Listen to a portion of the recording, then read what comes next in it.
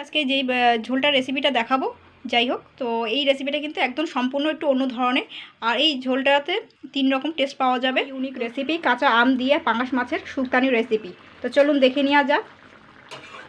নমস্কার বন্ধুরা, আমি Priyanka, welcome back to my channel. বন্ধুরা, আজকে আমি বানিয়ে দেখাবো একটা নতুন ধরনের রেসিপি বা ইউনিক রেসিপি বলতে পারেন।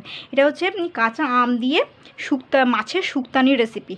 কাঁচা আম দিয়ে মাছের শুক্তানির রেসিপি। তো এখানে মাছ কিন্তু যে কোনো মাছ নিতে পারেন, রুই মাছও নিতে পারেন, পোনা মাছ নিতে পারেন, বাটা মাছ নিতে পারেন। তো আমি এখানে কিন্তু পাঙাশ মাছ নিয়েছি। তো পাঙাশ মাছটা কাটার পরে কিন্তু আমি ভালো করে ধুয়ে নিয়েছি। এবারে আমি এই কাঁচা আম দিয়ে আমি মাছের শুক্তানি রেসিপি করে দেখাবো। তো এখানে কিন্তু রেসিপিতে এখানে সবজি নিয়েছি। সজনের ডাঁটা অবশ্যই নিতে হবে। কাঁচকলা নিয়েছি স্লাইস করে, খোসা ছাড়িয়ে স্লাইস করে কেটে নিয়েছি। তো এইগুলো কিন্তু মেন উপকরণ, এগুলো কিন্তু লাগবে। এটা সজনের ডাঁটা, এটা কাঁচকলা, এটা আলু নিয়েছি, আর বেশ খানিকটা উচ্ছে নিয়েছি। তবে কিন্তু উচ্ছেটা একটু দানাগুলো শক্ত ছিল বলে তো আমি দানাগুলো বাদ দিয়ে দিয়েছি। একটু দানা শক্ত হলেই বাদ দিয়ে দেবেন, কারণ পেটে গেলে কিন্তু হজম হবে না।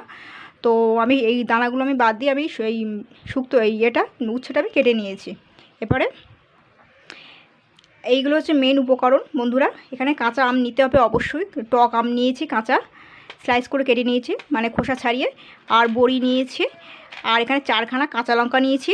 আদা নিয়েছি 2 টুকরো, মানে 2 চামচ মতন হবে। আর মেন মশলা হচ্ছে এখানে 5 ফোড়ন গুঁড়ো করে নিয়েছি। যেরকম 5 ফোড়ন হয় তো সেরকম 5 ফোড়ন আমি ভেজে নিয়ে গুঁড়ো করে নিয়েছি। আর রাঁধুনিটা আমি বেটে নেবো 1 চামচ। আর জিরে আর ধনেটা আমি ভেজে নিয়েছি, এটাও গুঁড়ো করে নেবো। শুধু বাটা এইটা দেবো, আর রাঁধুনি বাটা নেবো, আর এখানে আদাটা বেটে নেবো। আর সবজির মেন উপকরণ হচ্ছে এই আলু, সজনে ডাঁটা, কাঁচকলা, আর হচ্ছে উচ্ছে নিয়েছি। আপনারা এর মধ্যে আরও কিছু অ্যাড করতে পারেন, 2-3টে সবজিও অ্যাড করতে পারেন। তো যাই হোক, এরপরে আর নিয়েছি এখানে 1 চামচ নুন নিয়েছি, হলুদ গুঁড়ো নিয়েছি, আর চিনি নিয়েছি। তো এখানে আমি নুন আর এই হলুদ গুঁড়ো দিয়ে আমি মাছটা মেখে নেবো। মাছটা আমি সর্বপ্রথম যেরকম ভাজে তো সেরকম ভেজে নেবো। নুন হলুদ দিয়ে মাছটাকে ভালো করে মাখিয়ে নিতে হবে। মাছটা আপনারা যেরকম ধরনের নিতে পারেন, বাটা মাছও নিতে পারেন, পার্শে মাছ নিতে পারেন, পোনা মাছ নিতে পারেন, রুই মাছ নিতে পারেন। আমি আমার পছন্দ মতন পাঙাশ মাছ নিয়েছি, ছোটো সাইজ দেখে। মাখানো হয়ে গেছে নুন হলুদ দেওয়া মাছগুলো। এবার চলুন কিভাবে করছি রান্নাটা। তো বন্ধুরা দেখুন, আমি কিন্তু তেল দিয়ে দিয়েছি, বেশ খানিকটা তেল দিয়ে দিচ্ছি। এবার নুন হলুদ মাখানো মাছগুলো আমি ছেড়ে দেবো।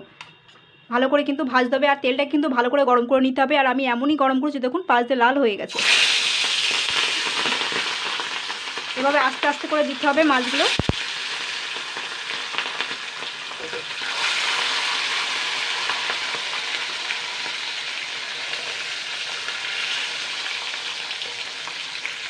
তো বন্ধুরা, যদি কোনো কারণে দেখেন মাছ দেওয়ার পরে যদি খুব তেল ছিটকাচ্ছে, তখন সেই ক্ষেত্রে কিন্তু 1 চিমটি নুন এর উপর দিয়ে দেবেন। সঙ্গে সঙ্গে দেখবেন ছিটকানো কম হয়ে যাবে।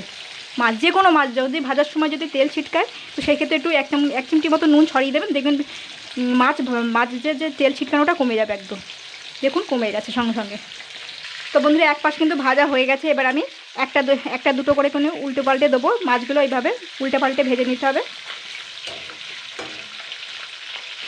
আমি একটুখানি লাল লাল করে ভেজে নেবো মাছগুলো।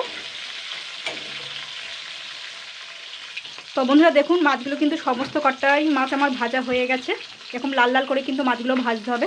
এগুলো হয়ে গেছে। এবার আমি এগুলোকে তুলে নেবো তেল থেকে।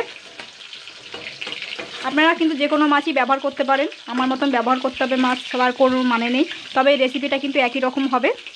তো এবার আমি মাছ ভাজার তেলেই কিন্তু আমি বড়ি দিয়ে দেবো। বড়িগুলো আমি একটু লাল লাল করে ভেজে নেবো, এপিট ওপিট করে।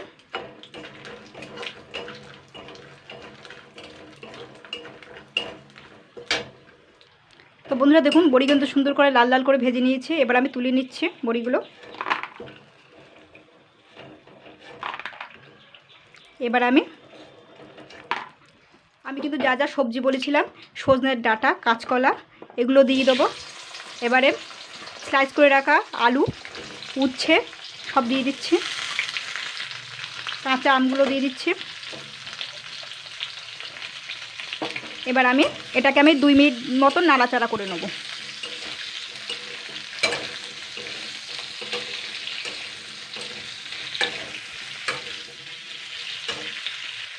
এবার আমি কাঁচা লঙ্কাগুলো একটুখানি চিড়ে চিড়ে দিয়ে দিচ্ছি। এখানে কিন্তু শুকনো লঙ্কা ব্যবহার করা যাবে না।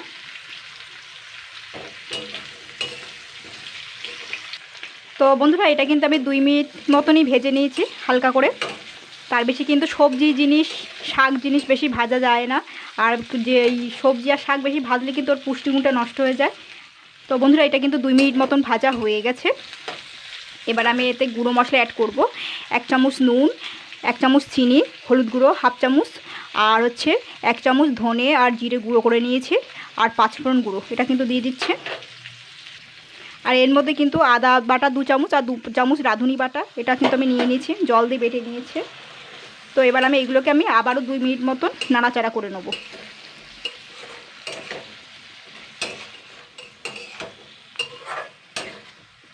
তো বন্ধুরা আমি কিন্তু মশলাগুলো কিন্তু 2 মিনিটের বেশি কষাইনি।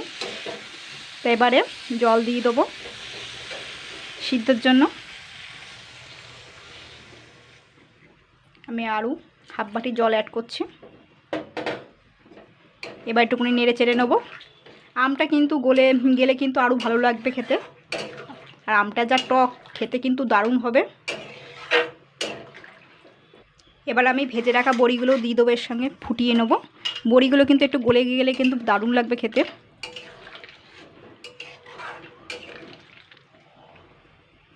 বন্ধুরা এই ঝোলটা কিন্তু টোটালি সিদ্ধ হয়ে গেছে, মানে ঝোলটা কিন্তু অনেকটাই কিন্তু হয়ে গেছে, টেনে গেছে। তো এমনি ডাঁটা আলু সিদ্ধ হয়ে গেছে, সমস্ত কিছু যা যা দিচ্ছিলাম সিদ্ধ হয়ে গেছে। আর বড়িগুলো কিন্তু একটু ভেঙে ভেঙে দিতে হবে, টেস্টটা কিন্তু আরও ভালো হবে। আমটাও কিন্তু গলে গেছে, তো মাঝে মাঝে 2-3 রকমের টেস্ট পাওয়া যাচ্ছে ঝোলটাতে। এবার আমি ভেজে রাখা মাছগুলো দিয়ে দেবো, দিয়ে আমি 3-4 মিনিট ভালো করে ফুটিয়ে নেবো, তারপর আমি গ্যাসটা বন্ধ করে দেবো। তো বন্ধুরা এইভাবে ট্রাই করবেন। মাঝে মাঝে একটু তিতো তিতো ভাব, মাঝে মাঝে একটুকুনি টক টক ভাব, মিষ্টি মিষ্টি ঝাল ঝাল, আর ঝালটা কিন্তু আপনাদের উপর নির্ভর করবে। তো এটা একটু ঝোলঝোলই থাকবে, গরমের সময় কিন্তু হালকা পাতলা ঝোল খেতে হয়।